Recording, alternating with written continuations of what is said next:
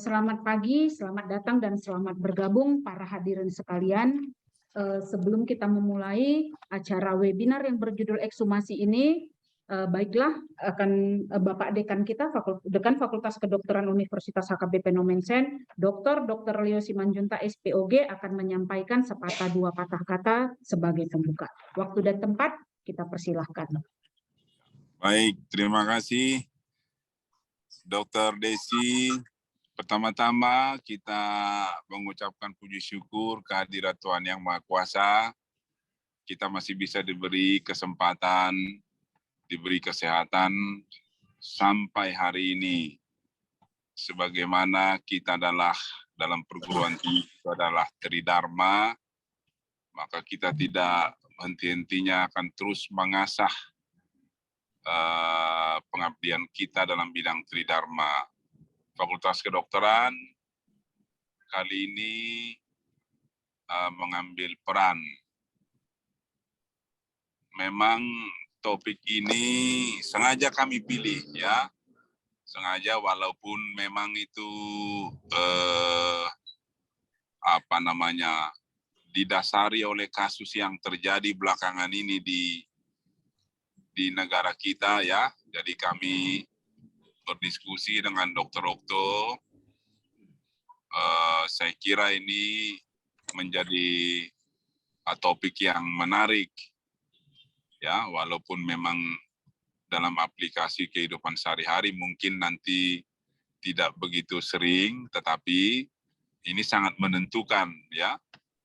Kata akhirnya kelihatannya ekshumasi ini begitu penting ternyata dalam hal-hal tertentu seperti kasus yang sedang marak, sedang menjadi topik besar di negara kita, bahkan saya kira di dunia ini. Oleh karena itulah, kami sangat berterima kasih atas kesediaan Dr. Surjit Singh, spesialis forensik. Ya, beliau ini sudah tidak asing lagi, ya. Beliau adalah the legend ini sebagai penerus daripada almarhum Prof. Amar Singh yang juga sudah melegenda di dunia forensik buat kita Indonesia, khususnya Sumatera Utara. Terima kasih atas kesediaan Dr. Surjit. Ya, mudah-mudahan seminar kita ini sukses, webinar ini. Demikian juga Dr. Desi yang memandu acara kita. Demikian juga kepada semua, ya, fungsionaris, dosen, peserta, khususnya anak-anak kami mahasiswa. Kiranya webinar ini akan membawa manfaat besar bagi kita. Atas nama Fakultas Kedokteran Universitas HKBP Nomensen, kami ucapkan terima kasih dan selamat mengikuti webinar. Terima kasih kembali Dr. Desi. Terima kasih Dr. Leo atas kata pembukanya. Baik, seminar ini selanjutnya akan saya pimpin. Ya, saya Dr. Desi Haryanja, spesialis forensik magister hukum. Untuk selanjutnya kita akan mendengarkan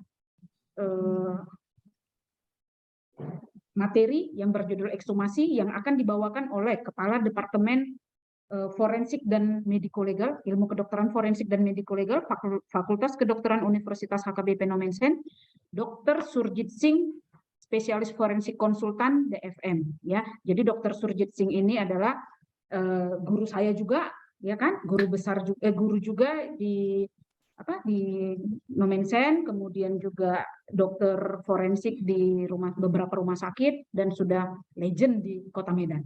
Ya, nah untuk selanjutnya dokter saya berikan waktu sekitar 1 jam untuk memaparkan materi. Silahkan, waktu dan tempat dipersilahkan. Selamat pagi dan salam sejahtera bagi kita semua. Pertama sekali saya menyampaikan ucapan terima kasih saya kepada Bapak Dekan FK HKBP Nomensen, Dr. Leo Simanjuntak SPOG, dan juga pembantu dekan PWD, wakil dekan 1, 2, dan 3, terutama Dr. Okto yang bersusah payah ya menyiapkan acara ini, dan juga terima kasih juga kami ucapkan kepada Dr. Desi yang memandu acara ini. Tak lupa kami ucapkan terima kasih ya kepada para peserta ataupun anak-anak kami ya, mahasiswa Fakultas Kedokteran HKBP Nomensen yang mengikuti acara ini. Apa yang disampaikan oleh Bapak Dekan tadi memang ya, akhir-akhir ini kita memang perhatian masyarakat itu tertuju pada salah satu kasus yang lagi marak-marak ya Pak Dekan, betul sekali ya. Sehingga mungkin kalau kita berbicara mengenai ekshumasi ini, mungkin kami sendiri di Medan ya telah banyak melakukan ya ekshumasi, mungkin di Sumatera Utara ya khususnya. Tentu sebenarnya kalau kita cerita mengenai ekshumasi, ini cerita mengenai kompetensi daripada dokter forensik itu ya melakukan ya pertama sekali melakukan pemeriksaan pada korban hidup yang diduga ada penganiayaan. Itulah yang kita kenal dengan forklin atau forensik klinis. Ya, itu dilakukan biasanya di UGD atau di klinik-klinik juga di SMF dan instalasi kedokteran forensik. Kemudian juga melekat kompetensi yang biasa dokter forensik itu juga melakukan pemeriksaan jenazah ya, biasanya melakukan pemeriksaan luar. Namun demikian ada kalanya mungkin penyidik meminta bantuan dokter ya forensik ya untuk membuat terang suatu perkara, mungkin diduga adanya tindak pidana. Sehingga dalam hal ini mungkin itulah dokter forensik tadi melakukan bedah mayat atau otopsi di ruang otopsi. Namun ada lagi suatu hal yang kompetensi yang melekat pada dokter forensik, melakukan ekshumasi atas permintaan penyidik. Jadi itulah topik yang akan kami bawakan pagi ini. Semoga saja ini akan bermanfaat bagi kita dan juga bagi masyarakat ya. Hal-hal yang berkaitan dengan forensik itu bisa dipahami oleh kita bersama. Baik, ya kami minta slide.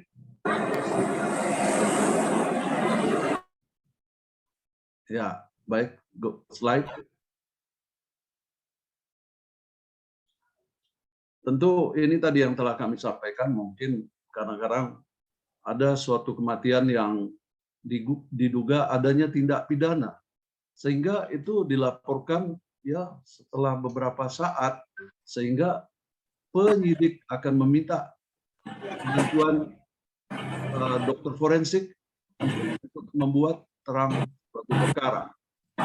Itu hal ini kadang-kadang memang seseorang meninggal, tidak ada hal-hal yang ini, namun muncul ya suatu nanti ada cerita bahwa memang ini diduga matinya oleh karena tindak pidana. Kemudian kenapa ini lambat dilaporkan? Mungkin ada beberapa poin yang perlu kita paham. Mungkin masyarakat yang kurang memahami atau kebutaan terhadap tentang hukum. Kemudian faktor yang lain yang sering dihadapi itu mungkin kurangnya tenaga ahli. Jadi yang di sini yang dimaksud tenaga ahli itu spesialis dokter forensik, SPF, dan sekarang itu SPF dan medical legal. Jadi memang ada keterbatasan SPF tadi di kabupaten-kabupaten ya. Jadi mungkin kalau secara keseluruhan mungkin tenaga forensik tadi masih sangat terbatas. Semoga kedepannya harapan kami mungkin ya bahwa ini nanti akan bertambah. Banyak sekarang yang sedang mengambil mengambil spesialisasi di bidang kedokteran forensik. Kemudian juga mungkin masalah yang berikutnya itu kadang-kadang masalah transportasi. Jadi sehingga kalau ada suatu kejadian di suatu pulau yang sangat terpencil, mungkin oleh karena transportasi yang susah, mungkin ini juga menjadi kendala. Sehingga ada suatu kematian yang diduga mati oleh karena tidak pidana, sehingga mungkin ini juga menjadi satu kendala. Kemudian juga ini anggapan dari masyarakat kita, mungkin anggapan bahwa kalau dilakukan otopsi atau bedah mayat ada organ-organ yang diambil. Padahal itu tidak benar sama sekali. Memang ya waktu melakukan otopsi ada diambil jaringan, ya sedikit ya jaringan, mungkin bisa dari tulang, dari organ-organ untuk melakukan pemeriksaan patologi ya, untuk di pemeriksaan histopatologi, melihat misalnya adanya tanda-tanda yang khusus pada suatu kasus yang diduga adanya tindak pidana. Slide. Jadi sebenarnya kita harus memahami bahwa ekshumasi itu berasal dari bahasa Latin. Ex itu keluar, humus itu tanah. Jadi dalam hal ini yang dimaksud dengan ekshumasi itu ya penggalian kuburan, ya pengeluaran kembali mayat yang sudah dimakamkan dari dalam kuburnya. Ya, jadi mungkin jadi dalam hal ini mungkin setelah jenazah tadi dikuburkan, ada kecurigaan yang timbul bahwa korban meninggalnya secara tidak wajar. Ya, jadi dalam hal ini mungkin ada kemungkinan adanya tindakan pelanggaran hukum. Ya, jadi bisa saja korban tadi meninggal oleh karena kecelakaan yang disengaja ataupun bisa saja karena keracunan.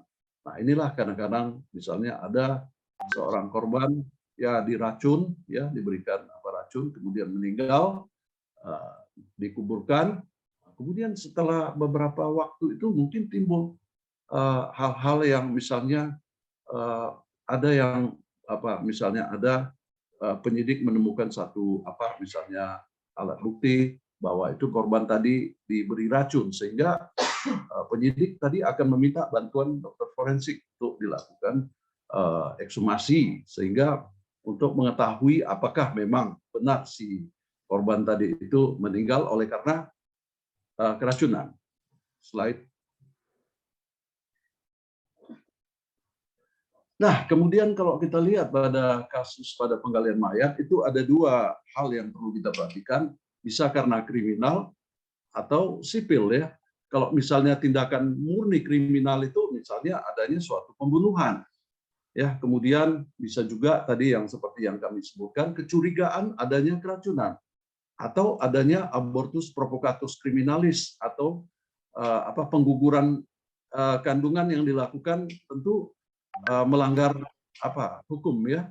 Dan juga salah satu hal yang sering kita dengar adalah adanya mungkin tanda kutip saya katakan malpraktek.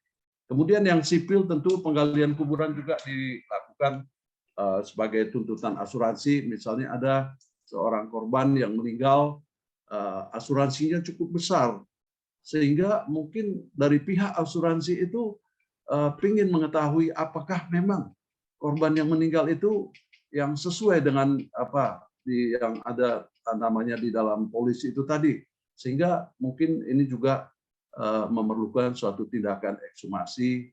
Kemudian kadang-kadang juga ekshumasi dilakukan mungkin sebagai pertanggungjawaban atas kasus tindakan malpraktek.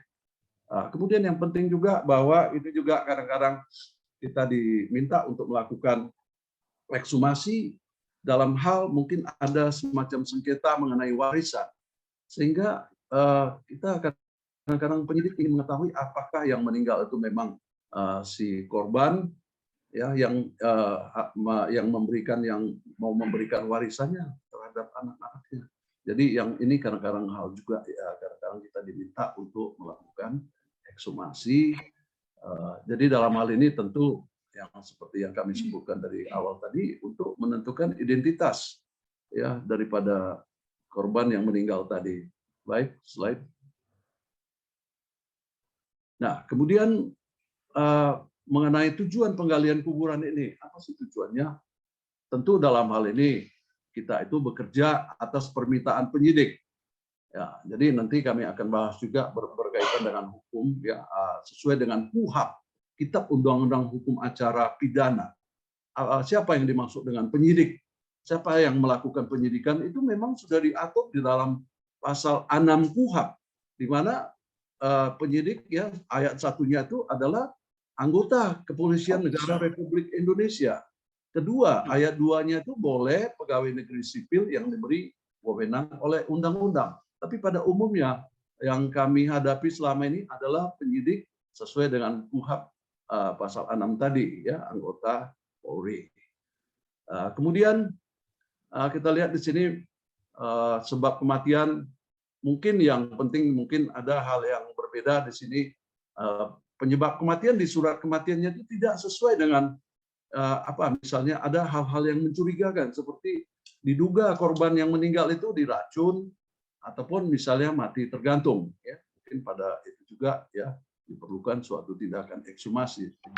Kemudian di sini dalam hal ini mungkin sering juga kami diminta untuk melakukan ekshumasi untuk menentukan identitas mayat yang dikubur, ya, yang kebenarannya tidak jelas, tentu seperti kuburan massal, ya.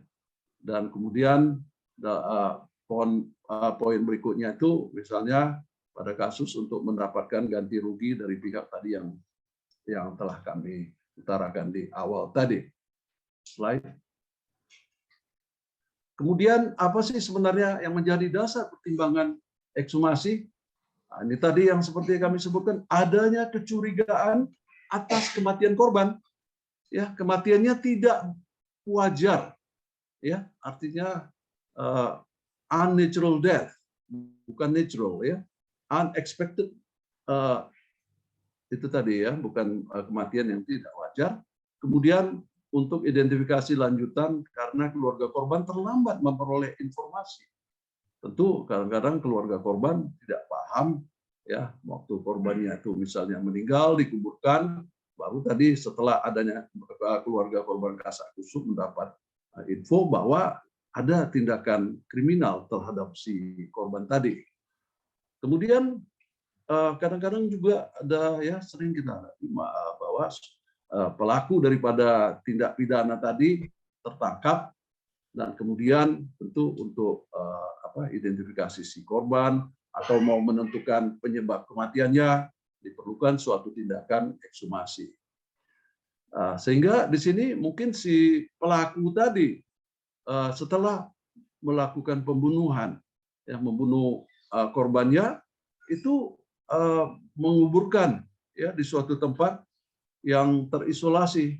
Kemudian kalau tertangkap tentu itu akan menunjukkan lokasi kuburan tadi itu. Slide. Nah, ini yang perlu, ya, kita pahami juga bahwa memang ekshumasi itu ada dasar-dasar hukumnya. Nah, kalau kita mengacu pada pasal 133 KUHP ayat 1.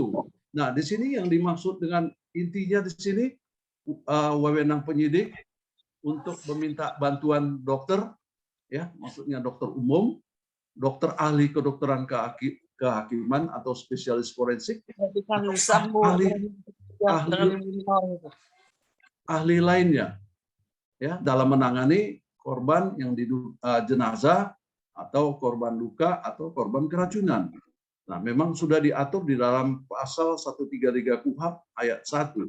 Kemudian di dalam ayat 2-nya itu permintaan tadi itu harus dibuat secara tertulis dan dicantumkan jenis pemeriksaannya, apakah memang perlu dilakukan otopsi atau misalnya ekshumasi atau bedah jenazah atau hanya pemeriksaan luar. Itu kira-kira inti daripada pasal 133 KUHP ayat 2. Kemudian mengenai pasal 134 KUHP, nah, pertanyaan di sini timbul, apakah memang bedah mayat atau otopsi itu mutlak dilakukan? Itu dalam hal ini sebenarnya kalau misalnya dalam hal sangat diperlukan untuk keperluan pembuktian bedah mayat, tidak mungkin lagi dihindari, maka penyidik wajib memberitahukan. Jadi artinya yang memberitahukan kepada keluarga korban adalah penyidik sendiri. Ya, itu pasal 134 KUHP, ya. Kemudian mengenai pasal 13, nah, disinilah sementara mengenai ekshumasi tadi itu ada pasal yang kita mengacu pada pasal 135 KUHP. Nah, dalam hal ini mungkin dalam hal penyidik untuk kepentingan peradilan perlu melakukan penggalian mayat. Maka dalam hal ini maka yang menjadi acuan adalah pasal 133 KUHP ayat 2 dan pasal 134 ayat 1. Itulah dasar hukum. Ya, jadi sebenarnya ini adalah supremasi hukum, artinya KUHP inilah yang menjadi acuan kita. Slide. Kemudian di dalam ini juga ada pasal 163 KUHP. Jika keterangan saksi, mungkin di dalam sidang pengadilan itu apa yang disampaikan oleh saksi dengan berita acara itu berbeda. Tentu hakim ketua sidang mengingatkan saksi tentang hal itu serta meminta keterangan mengenai perbedaan yang ada dan dicatat dalam berita acara pemeriksaan sidang. Nah, jadi seperti itulah pasal sedikit kita memahami mengenai ini.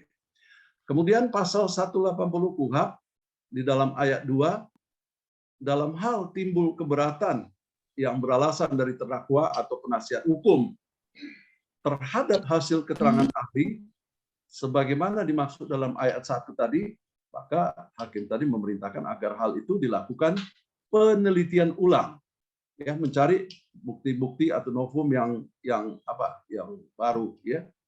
Kemudian ayat 3, hakim karena jabatannya dapat memerintahkan untuk dilakukan penelitian ulang sebagaimana tersebut pada ayat 2. Artinya itu adalah wewenang dari hakim, ya, untuk meminta dilakukannya penelitian ulang. Kemudian kita melihat pasal 222 KUHP itu dalam hal ini mungkin yang berkaitan dengan ada siapa saja, barang siapa dengan sengaja mencegah, menghalangi atau menggagalkan pemeriksaan mayat untuk peradilan. Jadi hukumannya kira-kira 9 bulan atau denda sebanyak-banyaknya Rp300.000.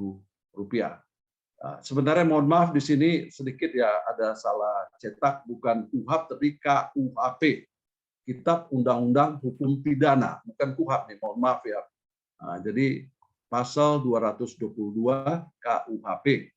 Jadi inilah yang sekarang lagi mudah-mudahan lagi dibahas di DPR mengenai rancangan undang-undang KUHP. Semoga saja dalam waktu dekat akan diundangkan.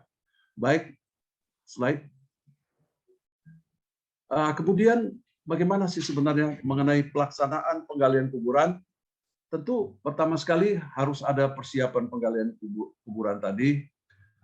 Jadi dalam hal ini mungkin penyidik tadi ya kita harapkan penyidik bisa memberikan suatu memberikan kira-kira bagaimana peristiwa terjadi tadi itu mengenai kematiannya, ya, apakah kematiannya tidak wajar, apakah memang ada diduga diracun atau ada tanda-tanda kekerasan seperti dipukul, ya, adanya trauma tumpul pada kepala. Nah, jadi dalam hal ini itulah sebenarnya kita sebagai dokter forensik mendengarkan dulu dari penyidik, jadi mengenai operandi kejahatannya. Nah, kemudian yang penting di sini identitas dari mayat harus juga sebagai kita harus tahu juga di dalam permintaannya siapa korbannya. Kemudian poin berikutnya itu perlengkapan otopsi.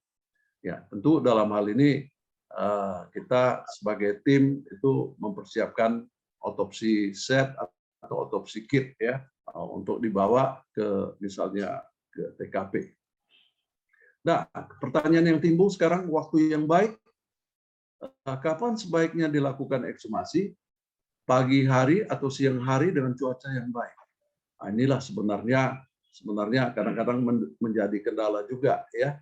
Namun demikian, karena semua persiapan itu disiapkan oleh penyidik di TKP-nya atau yang dekat dengan makam, ya, misal diberi polis lain, dipasang tenda, ya, di dalam itu disediakan juga meja otopsi, kemudian ada ember air, nanti akan kami sampaikan pada nanti di slide mendatang.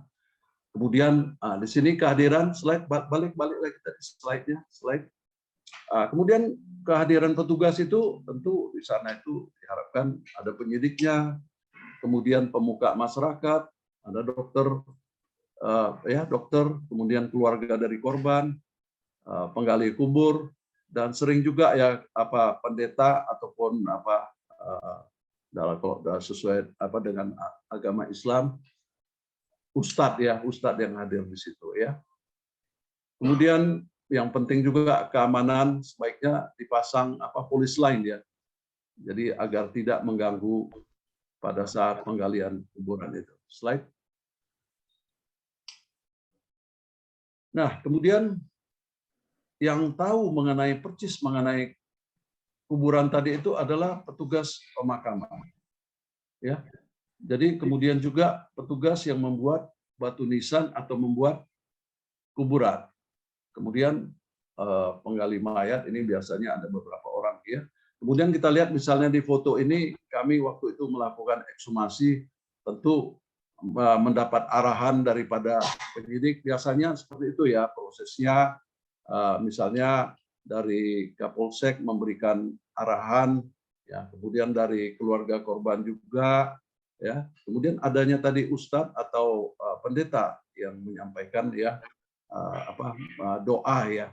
Jadi itulah baru kita akan melakukan proses ekshumasinya. Jadi pada gambar ini mungkin pada salah satu kegiatan ekshumasi kami mendengarkan arahan dari Bapak Kapolsek, kemudian dari pemuka masyarakatnya juga di situ. Slide. Nah, kemudian mengenai penetapan waktu itu, kalau memang si korban itu dikubur di bawah 1 bulan, kalau bisa itu dilakukan secepat mungkin, sesegera mungkin. Kenapa? Kalau makin kita biarkan itu akan terjadi proses pembusukan. Ya, kita tahu bahwa proses pembusukan itu terjadi di atas 24 jam. Ya. Nah, jadi itu akan kalau bisa secepatnya. Karena proses pembusukan itu tadi akan menghambat pemeriksaan kita dalam menentukan luka-lukanya, ya. Kemudian kalau memang itu sudah dikubur di atas 1 bulan, itu dapat ditunda. Artinya kita akan mengatur waktu yang terbaik lah ya. Dan sebaiknya ekshumasi itu dilakukan pada pagi hari, bisa ya. Artinya kenapa dilakukan pada pagi hari, supaya kadang-kadang masyarakat di sana juga berjubel-jubel atau berkumpul ya, sehingga kadang-kadang ya ini akan mengganggu proses ekshumasi tadi. Dan juga bisa pada siang hari dalam cuaca yang baik. Slide.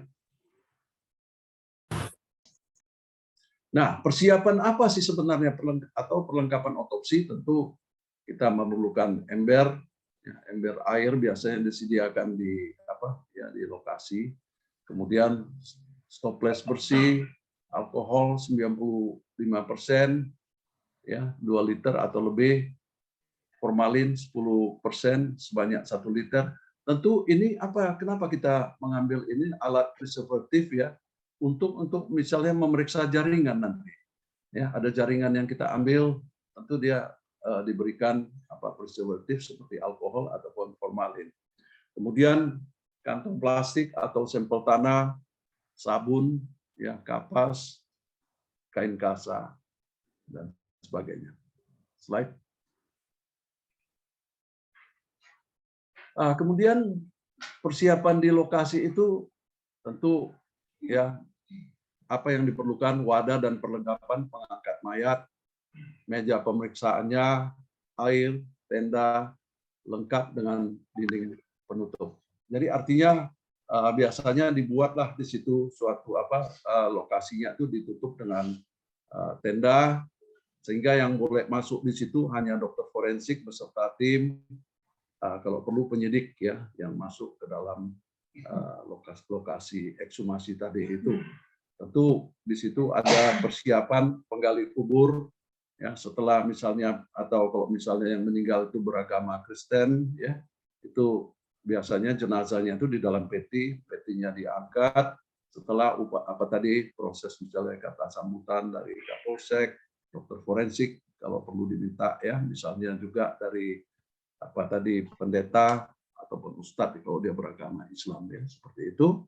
Kemudian baru tadi jenazah tadi di peti tadi dibawa ke dalam tenda yang sudah kemudian diletakkan ya, mayat tadi dikeluarkan dan diletakkan di atas meja otopsi.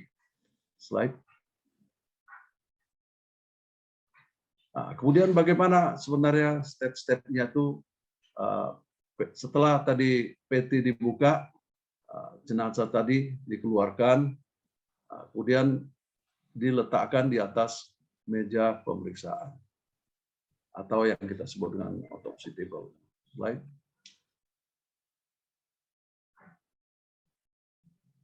Jadi yang sering kita lakukan, apalagi waktu kita mengadakan wawancara dengan penyidiknya, bahwa korban diduga meninggal karena keracunan. So dalam hal ini kita ambil sampel tanah dari 4 sisi kuburan tadi. Kemudian juga kita ambil sampel tanah yang di bawah lambung, ya, itu kita ambil untuk dilakukan nanti pemeriksaan toksikologi, yang mana tanah atau sampel tanah tadi kita kirim ke lab-4 ya, atau lab-krim ya, laboratorium forensik atau laboratorium kriminologi. Kemudian dalam hal ini tentu yang perlu kita lakukan tadi dari awal pemeriksaan itu melakukan dokumentasi ya. Kita foto ya dari awal tadi pengangkatan peti juga ya sampai jenazahnya diletakkan di atas meja otopsi ya, kita lakukan foto ya secara dokumentasi secara lengkap. Itu yang penting tadi. Kemudian jadi ada kalanya mungkin jenazah tadi sudah mengalami proses pembusukan dan mengeluarkan cairan. Jadi kain pembungkusnya itu kita ambil ya setentang dengan daerah punggung ya, mungkin untuk melihat apakah ada racun ya. Jadi untuk pemeriksaan toksikologi tadi. Slide. Kemudian ya dalam hal ini kita lihat pemeriksaan pada leher. Jadi pemeriksaan jenazah yang kita lakukan itu adalah dari ujung rambut sampai ujung kaki. Jadi kita pemeriksaan secara menyeluruh ya. Jadi kita lihat apakah ada tanda-tanda kekerasan, maksudnya berupa luka. Yang kita lihat itu adalah luka ya. Jadi nanti kalau misalnya ada luka tembak, tentu kita juga berusaha mencari kalau memang ada luka tembak masuk dan luka tembak keluarnya ya. Jadi sehingga kalaupun ada misalnya luka memar, inilah yang sering jadi harus kita di mana kita harus bisa membedakan bahwa kalau luka memar itu terjadi waktu si korban masih hidup. Ada yang yang mendekati dengan luka memar tadi itu namanya lebah mayat. Jadi sehingga ini kadang-kadang bisa menimbulkan misinterpretasi yang salah ya, misinterpretation, sehingga kita sebagai dokter forensik harus bisa membedakan bahwa itu lebah mayat itu suatu proses yang alami ya, yang terjadi setelah seorang korban meninggal oleh karena menumpuknya darah di bagian yang letaknya lebih rendah. Kalau memar tentu nanti inilah yang akan menentukan kita melakukan pemeriksaan. Kita ambil jaringan tadi itu, kita kirim ke bagian patologi anatomi, sehingga itulah yang akan memberikan jawaban yang sangat spesifik. Nah, kemudian juga kita akan mencari apakah ada fraktur ya, fraktur misalnya adanya patah tulang ya, tulang lengan, tungkai bawah dan sebagainya. Jadi yang penting kita cari itu apakah tadi yang kami sebutkan adanya tindak kekerasannya, tapi kita hanya melihat apakah ada luka. Ya, apakah luka tadi yang penting dari aspek forensik itu kita harus bisa membedakan yang kita sebut luka antemortem atau postmortem. Artinya luka tadi apakah terjadi semasa dia masih hidup atau luka tadi terjadi setelah dia meninggal. Nah, ini juga penting ya, poin yang sangat penting bagi kami. Nah, kemudian kalau memang ada bau yang tidak lazim itu juga menjadi apakah memang pada kasus-kasus keracunan biasanya itu ya ada racun-racun mengeluarkan seperti misalnya insektisida ya, waktu kita buka lambungnya itu baunya seperti minyak tanah. Bau minyak tanah tentu kita ambil isi lambung tadi kalau masih ada, itu kita kirim ke lab krim untuk dianalisa untuk pemeriksaan toksikologinya. Slide. Sebentar ini pada coba kembali bahwa ini adalah salah satu ya kami di situ melakukan ya dengan tim melakukan pemeriksaan jenazah setelah dikeluarkan dari liang lahat. Oke, slide. Nah, kemudian ini ada pertanyaan juga jika mayatnya sudah hancur ya, misalnya ada suatu kecelakaan, ada luka bakar ya. Jadi yang di sini apa yang kita lakukan tentu organ yang masih ada ya. Jadi apabila misalnya mungkin pada kasus-kasus tertentu seperti kasus luka bakar ya atau tabrakan ya sehingga jenazah tadi hancur, sehingga untuk masih bisa kita ambil sampel untuk pemeriksaan, contohnya untuk pemeriksaan DNA, kita ambil sampel gigi, kuku, tulang, dan kulit korban. Itu untuk pemeriksaan lanjutan. Slide. Nah, kemudian otopsi yang kita lakukan pada ekshumasi, bagaimanapun kondisi mayat, sebaiknya hasil otopsi sedekat, senyaman, dan seaman mungkin. Inilah poin-poin yang perlu kita pahami. Kemudian di sini mungkin teknis ini ya, dapat dilakukan 2 metode pembelahan itu biasa kita lakukan insisi, ada bentuk I yang biasa dari dagu ke bawah dan dibelokkan ke kiri ya pada pusat. Kemudian pengeluaran organ itu tadi I dengan Y ya. Kalau Y itu misalnya kita mau melakukan pemeriksaan pada organ-organ yang ada pada leher, misalnya pada kasus mati tergantung, adanya pencekikan. Ya. Kemudian pengeluaran organ dalam tubuh itu mungkin ada teknik, ini mungkin teknis, itu ada teknik yang kita kenal seperti Virchow, Rokitansky, Lentuleh, dan Gott. Kemudian yang perlu kami sebutkan juga pada waktu mengangkat ya melakukan insisi tadi, tentu kita angkat tulang dadanya, kita akan memeriksa rongga, misalnya melihat jantungnya, melihat parunya, apakah di situ ada tanda-tanda kekerasan, adanya kalau misalnya adanya luka tusuk dari mana ke mana. Kemudian tadi kalau pada saat kita membuka tulang tengkorak kepala ya, tadi awalnya memang dari situ ya. Kemudian setelah tulang tengkorak kepala itu diangkat ya, dibuka ya, setelah dia dipotong, kemudian kita akan melihat juga apakah adanya resapan darah, ya adanya resapan darah di atas selaput tebal otak atau di bawah selaput tebal otak, ada perdarahan di bawah selaput tipis atau kita kenal dengan arachnoid, subarachnoid, dan juga melihat apakah ada perdarahan di jaringan otak. Nah, ini juga pada kasus-kasus misalnya yang diduga ada trauma atau kekerasan pada kepala, tentu otopsi lah yang bisa menentukan penyebab kematiannya. Dan juga tadi pada dada, kemudian kita akan melihat ya apakah memang ada penyakit yang diderita oleh si korban.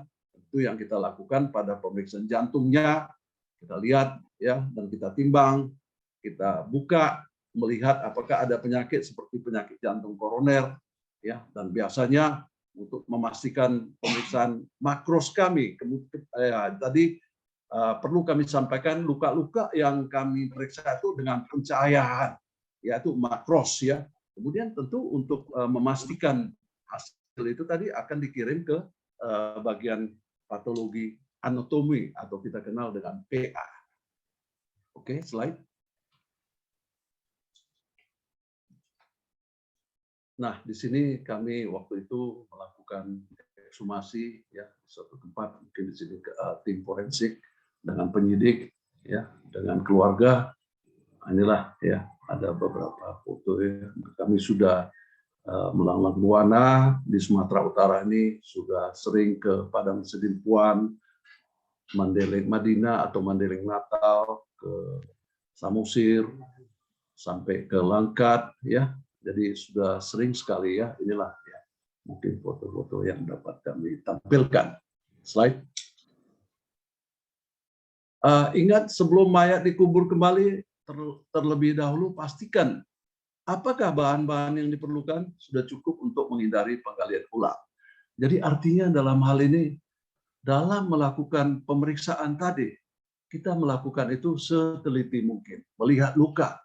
Ya, tentu kadang-kadang apa yang kita lakukan melihat luka itu, apakah itu luka antemortem atau postmortem, tentu pada pemeriksaan gross atau makros kita menggunakan pencahayaan dan kadang-kadang kita menggunakan loop ya atau kaca pembesar. Ya, jadi inilah yang perlu. Kemudian apa kira-kira sampel yang perlu kita ambil dari si korban tadi?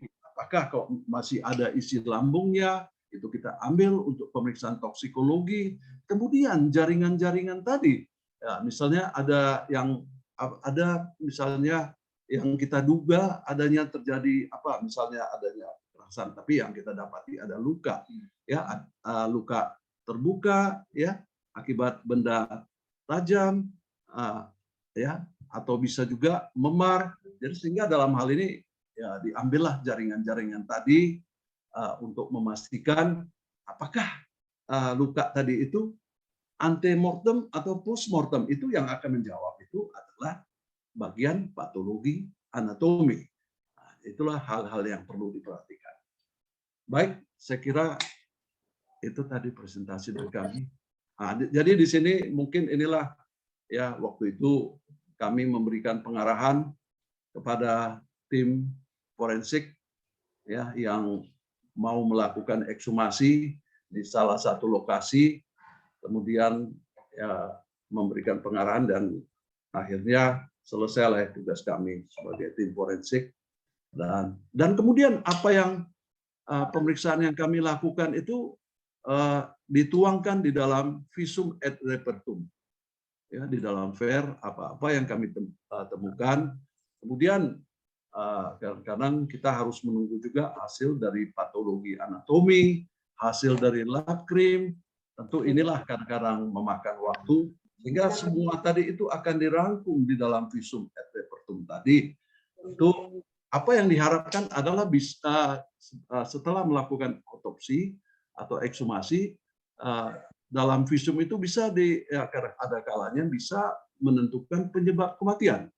Penyebab kematian dari korban ya. Itu yang Oke. Baik, saya kira itulah dari kami ya, berpresentasi dari kami. Terima kasih. Moderator, saya kembalikan ke moderator. Terima kasih kepada Dr. Surjit Singh yang telah memaparkan mengenai ekshumasi. Saya rasa cukup jelas ya dok ya, dan cukup menarik.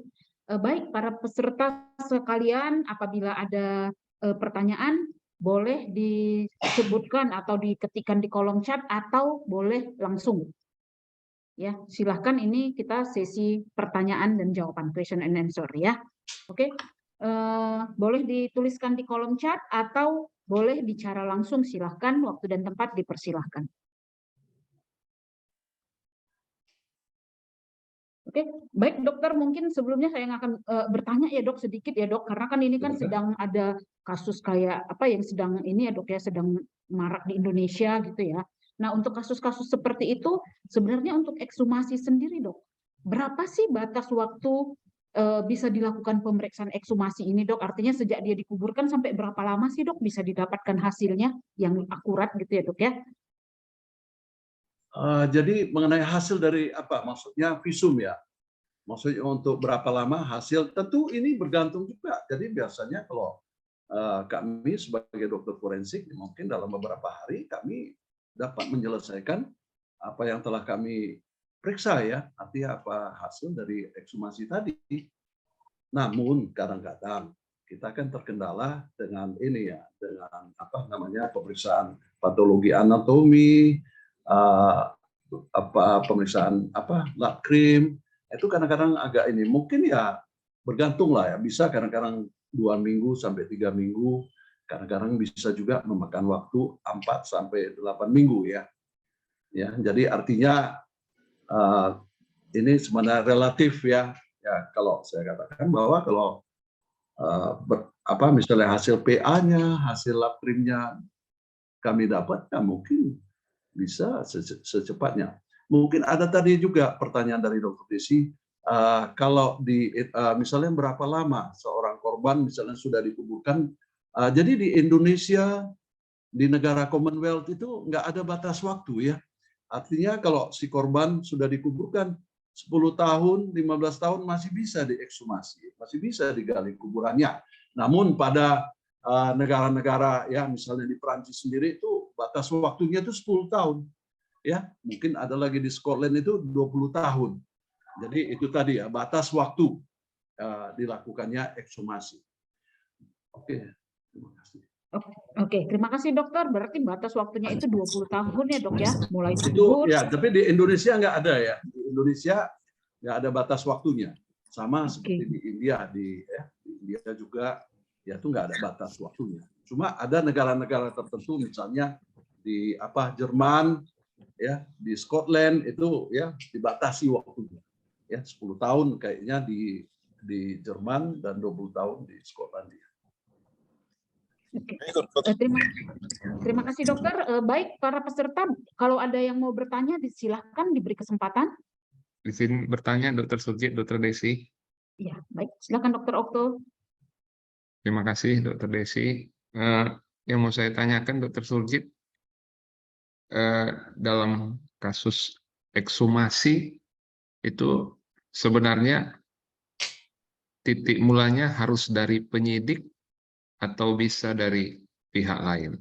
Dan yang kedua, kalau penyidik sudah mengeluarkan surat untuk permintaan ekshumasi, namun pihak keluarga menolak, apakah pihak keluarga itu bisa dikenakan pasal untuk menghalangi pengungkapan kasus? Dan yang ketiga, Dr. Surjit, mungkin tadi mirip dengan pertanyaan Dr. Desi, misalnya ada luka lecet di kulit dan di superficial bagian permukaan tubuh lainnya, itu sebenarnya rata-rata berapa lama luka lecet itu masih bisa kita identifikasi, dan apa yang faktor yang mempercepat itu menjadi tidak bisa diidentifikasi. Dan pada visum et repertumnya, apakah dicantumkan bahwasannya ada poin-poin yang tidak bisa atau tidak layak lagi untuk dinilai. Jadi bukan berarti tidak ditemukan, namun tidak bisa lagi dinilai. Mungkin itu. Terima kasih Dr. Desi, Dr. Surjit. Terima kasih Dr. Okto atas pertanyaannya. Pertanyaan pertama tadi, ya tentu dalam hal ini ya kita mengacu pada undang-undang ya KUHP. Jadi di dalam KUHP itu kan sudah dijelaskan itu. Jadi dalam hal ini penyidik ya, wewenang penyidik untuk meminta bantuan dokter ahli kedokteran kehakiman atau ahli lainnya. Nah, kemudian berkaitan dengan ini, kalau keluarga korban menolak, tentu kita mengacu pada pasal 134 ayat 1. Di situ diterangkan, atau ayat 2-nya juga, apabila keluarga korban menolak, maka penyidiklah yang memberitahukan kepada keluarga korban mengenai pentingnya dilakukannya ekshumasi. Nah, itu memang sudah ada di dalam ya, di dalam undang-undang kita. Ya, di dalam KUHP itu sudah diatur. Ya. Jadi seperti itu ya, Dr. Okto, itu memang sudah diinikan untuk kepentingan ya. Artinya kalau ada kematian yang dicurigai kematiannya, tentu adalah tugas negara. Ya, dalam hal ini penyidik. Itu ya, saya kira mungkin sudah, artinya itu wewenang dari penyidik untuk menerangkan, bukan dokter ya yang menerangkan kepada keluarga korban. Yang pentingnya ekshumasi tadi. Ya, sudah ada regulasinya seperti itu, Dr. Okto. Kemudian pertanyaan kedua,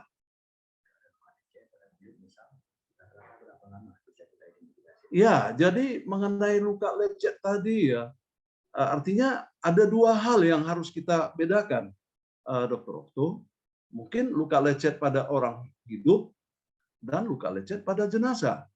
Tentu kalau pada orang hidup, ya tentu kita akan melihat nanti perubahan-perubahan yang terjadi pada luka lecet tadi. Ya, artinya seperti juga luka memar, ya kita bisa menentukan.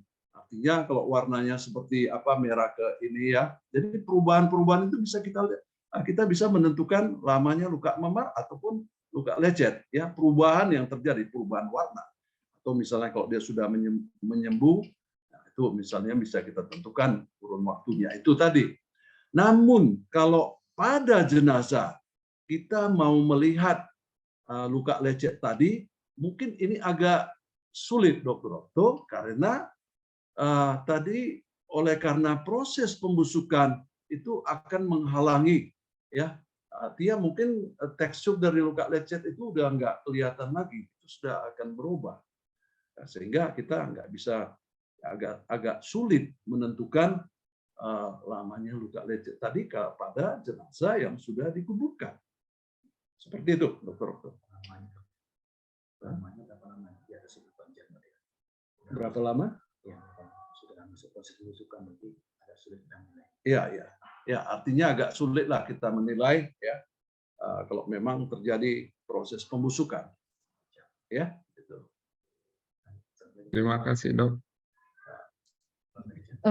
Terima kasih, Dokter Surjit. Baik, Dok, ini ada pertanyaan dari peserta Boyo yang bertanya, izin bertanya, Dok. Saya ingin bertanya mengenai apakah ekshumasi dapat dilakukan lebih dari satu kali, Dok, apabila pemeriksaan sebelumnya dirasa belum lengkap. Oke, baik, Dok. Itu pertanyaannya, Dok. Ya, baik ya. Terima kasih. Pertanyaan yang cukup bagus ya. Jadi mengenai ekshumasi ini boleh dilakukan lebih dari satu kali.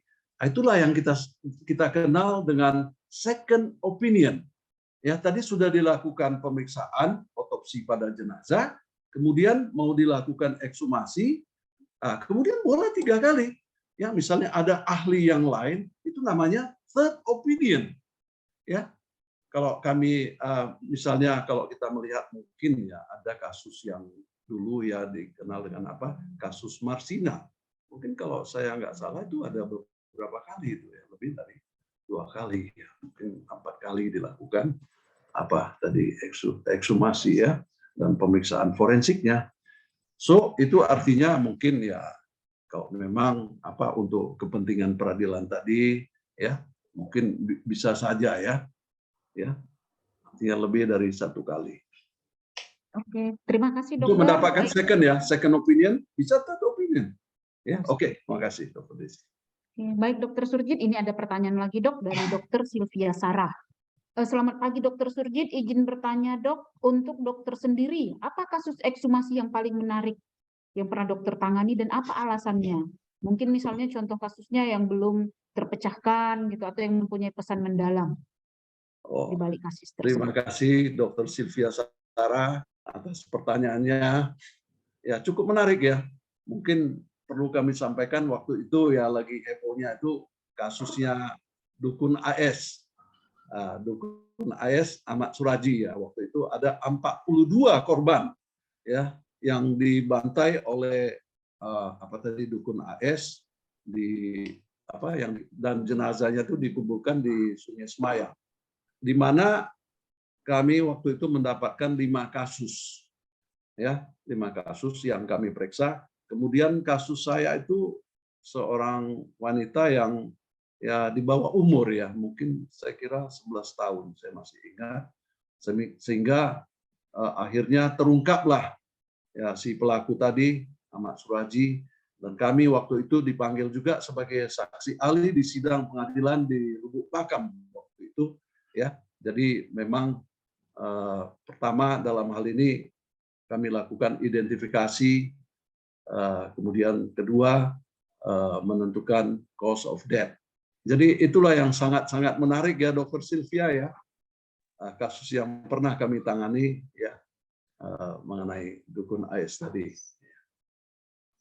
Baik, terima kasih Dokter Surjit untuk cerita pengalamannya. Oke, baik para peserta, Di sini ada dikirimkan link untuk kehadirannya, mohon diisi kehadirannya sesuai dengan link yang telah dikirimkan di kolom chat. Oke, baik para peserta sekalian, apakah ada yang masih mau bertanya secara langsung? Boleh secara langsung, boleh melalui kolom chat. Silakan, waktu dan tempat dipersilakan.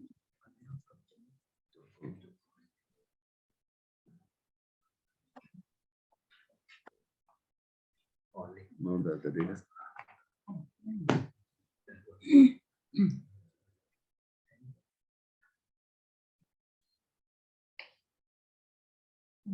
Oke dokter, berarti ya dok kalau untuk ekshumasi sendiri sudah banyak sebenarnya ya dok ya, bukan 1-2 kasus ya dok ya?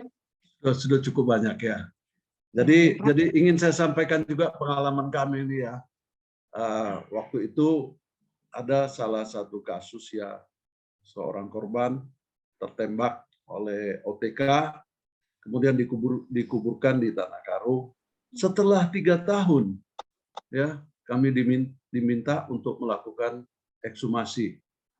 Kemudian waktu setelah jenazah diangkat di meja otopsi, apa yang kami dapati memang ya, karena ini korbannya beragama Kristen, ya di dalam peti, kemudian diformalin, di embalming waktu itu. Jadi memang organ-organnya tidak utuh 100%, namun masih ada sebagian organnya yang kami temukan. Kemudian pada pemeriksaan kami dapati adanya lubang luka pada dada sebelah kiri.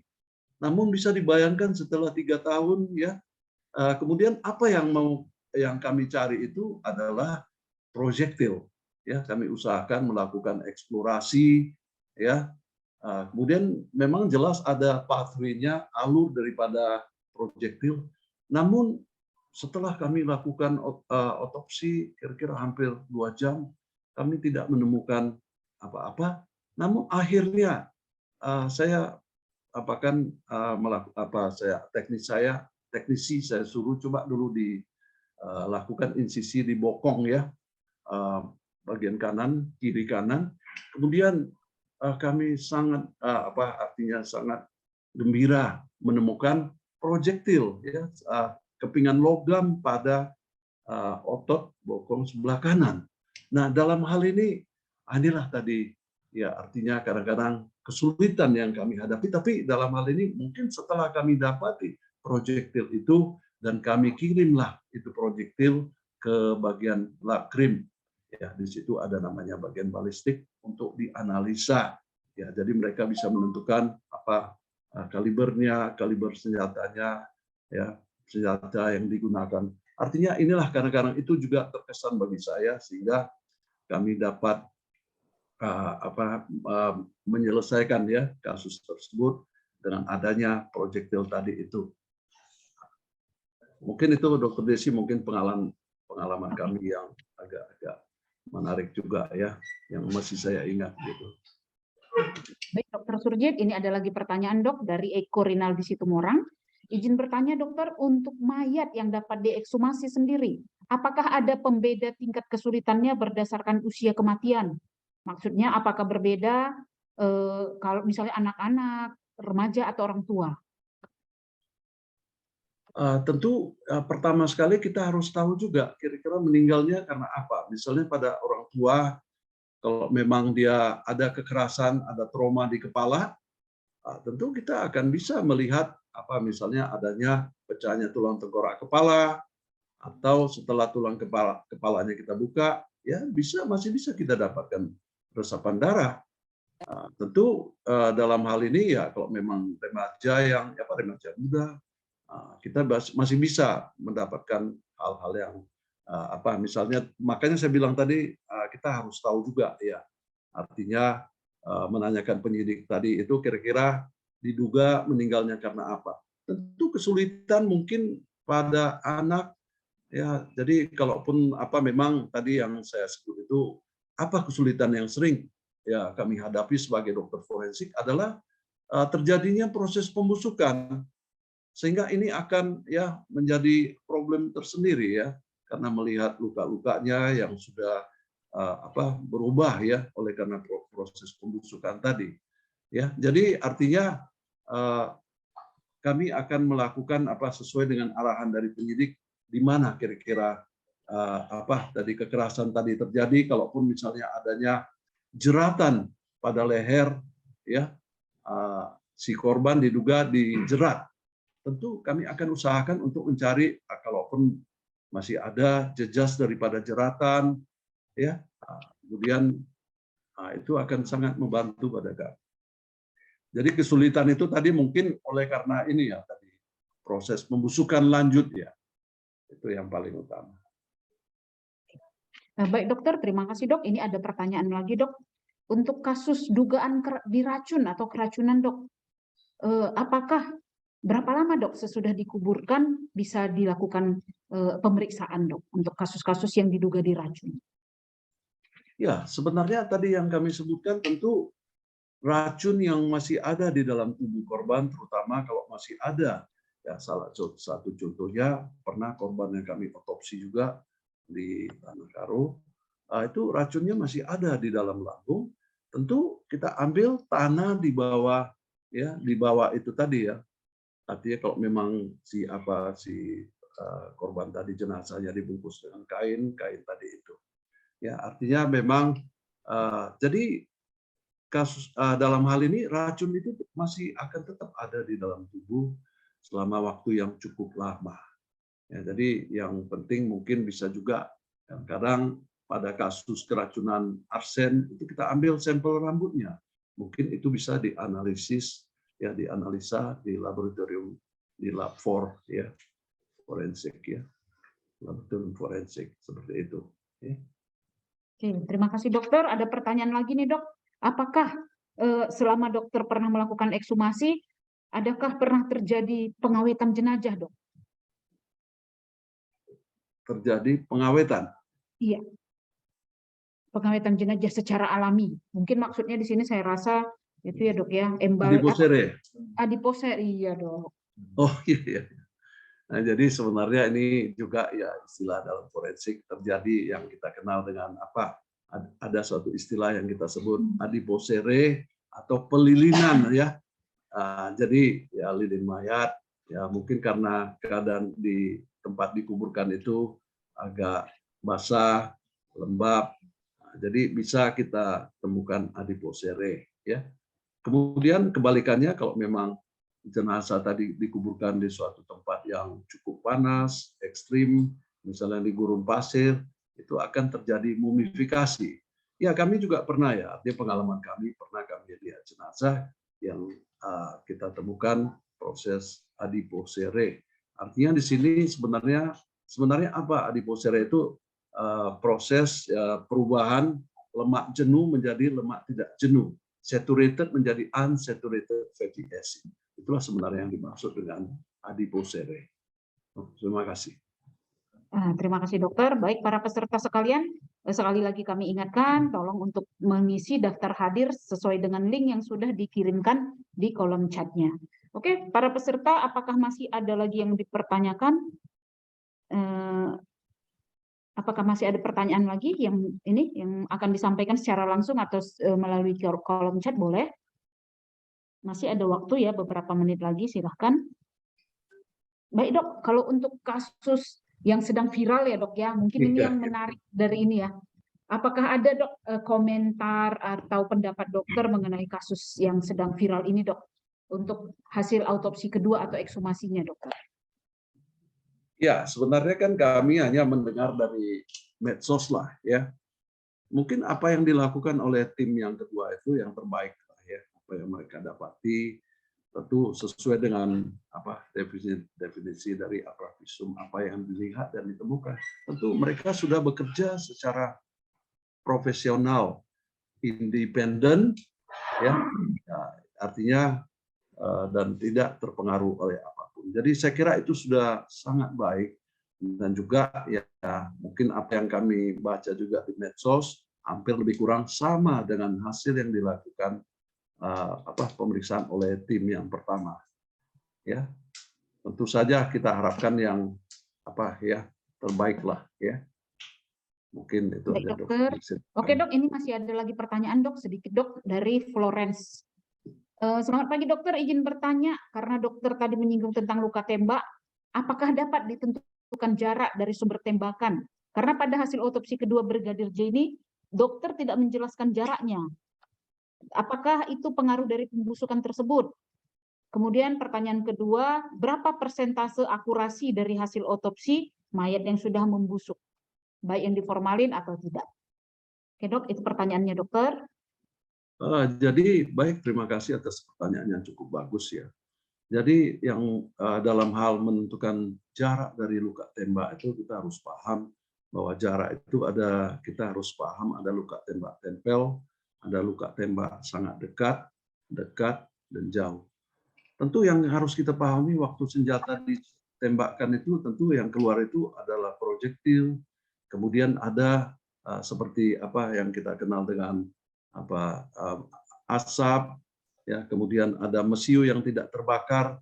Jadi di dalam forensik itu kita menentukan jaraknya luka tembak dengan mendapatkan ini, ya, artinya ada semacam cincin yang kita kenal ya, atau klim yang kita sebut. Ada klim misalnya klim jelaga, ada klim tato, ya, adanya klim api, adanya lubang luka. Jadi dalam hal ini kan pada kasus yang masih fresh ya, masih segar ya, bisa kita dapati ya semuanya ini. Jadi sehingga kita bisa menentukan, contohnya didapati semuanya itu luka tembak tempel berbentuk bintang, kemudian ada jejas dari laras senjata, kemudian ada klim api, klim memar, klim tato, ya, klim jelaga, semuanya itu ada itu luka tembak tempel. Yang sangat dekat itu mungkin ya itu tadi kita dapati klim api juga adanya seperti yang kami sebutkan tadi itu. So artinya kalau itu masih kita lakukan pemeriksaan pada jenazah yang masih fresh ya, masih langsung kita lakukan pemeriksaan ya setelah beberapa jam ya misalnya.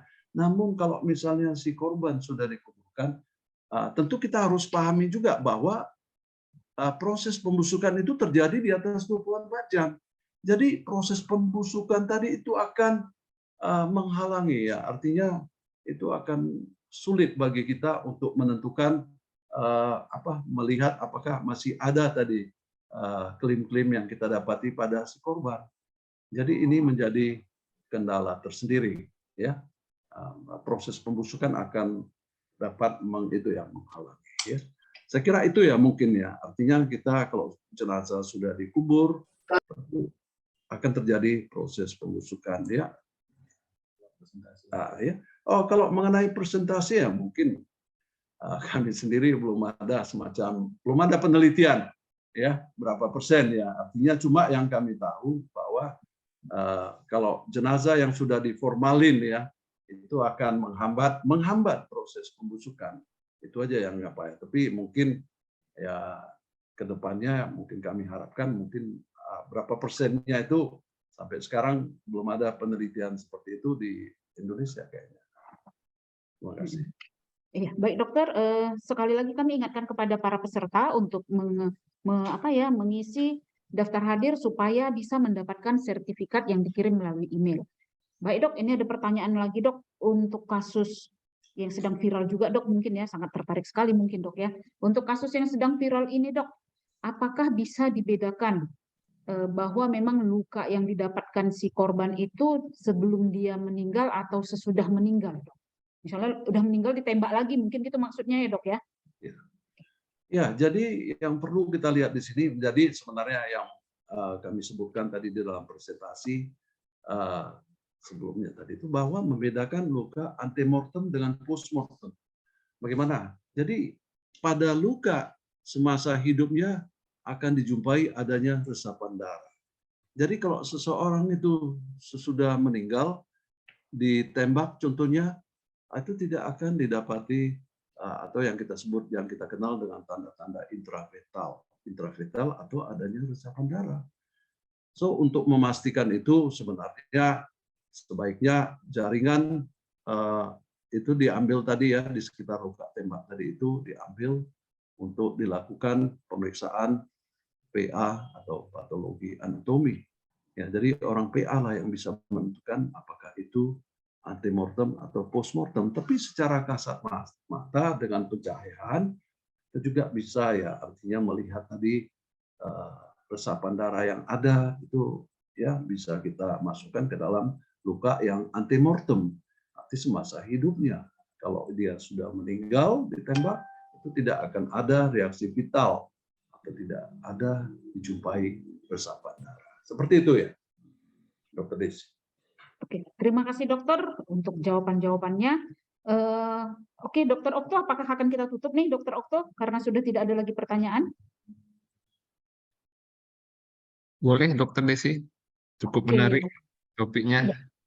Iya, terima kasih kepada Dokter Surjit sebagai narasumber. Terima kasih juga atas pertanyaan-pertanyaannya kepada para peserta. Tibalah kita di akhir acara bahwa yang pertama disimpulkan bahwa ekshumasi ini sangat penting ya, sangat penting dilakukan untuk bisa mendapatkan sebab kematian bagi kasus-kasus yang memang sebelumnya belum ada kesimpulan penyebab kematiannya. Itu yang pertama. Yang kedua bahwa untuk bisa melakukan ekshumasi, keluarga korban harus melapor dulu ke pihak penyidik, kemudian penyidik akan mengeluarkan surat permintaan ekshumasi dan permintaan visum kepada dokter forensik sehingga permintaan bisa dilakukan ya.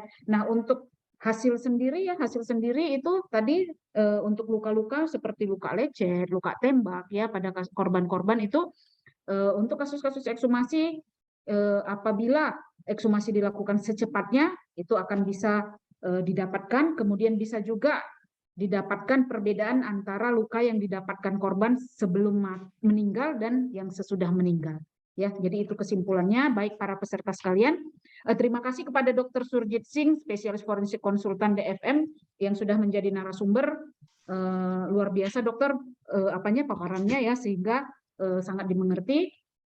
Baiklah, kita akan menutup acara kita kali ini. Saya akan menutup, atau Dokter Okto mungkin ya menutup dengan doa. Dokter Okto, silakan. Ya, Boleh. Terima kasih sebelumnya untuk Dr. Surjit sudah meluangkan waktunya untuk webinar kita kali ini dan Dr. Desi sebagai moderator. Saya lihat cukup antusias anak didik kita tadi diskusinya, dan memang seperti kata Dr. Leo tadi, kata Bapak Dekan, ekshumasi ini memang tidak rutin ya untuk sebagai dokter umum, tapi pengetahuan di bidang ekshumasi ini sedikit banyak pastilah diperlukan. Ya, akhir kata kita sudahi acara webinar kita dengan doa. Mari kita satukan doa kita. Ya Tuhan Bapa kami di surga, terima kasih karena pada pagi menjelang siang ini telah berjalan dengan sukses acara webinar ekshumasi kita.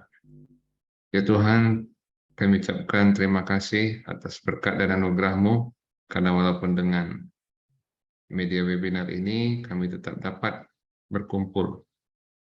Ya Tuhan, kami doakan kepada Dr. Surjit dan Dr. Desi, Engkau berikan kesehatan, panjang umur, dan Engkau kuatkan mereka dalam memberikan pelayanan medisnya.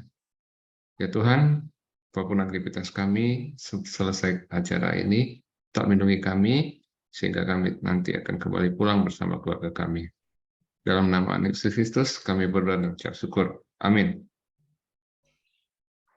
Baiklah para peserta sekalian, acara webinar kita akhiri sampai di sini. Salam sehat dan tetap semangat.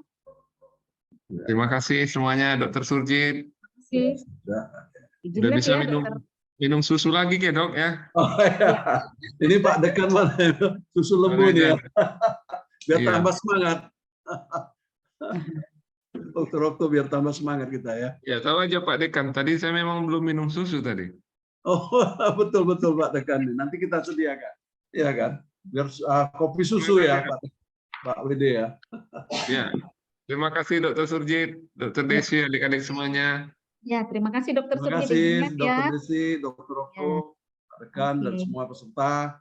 Salam sehat bagi kita semua ya. Salam sehat ya. Sampai jumpa lagi.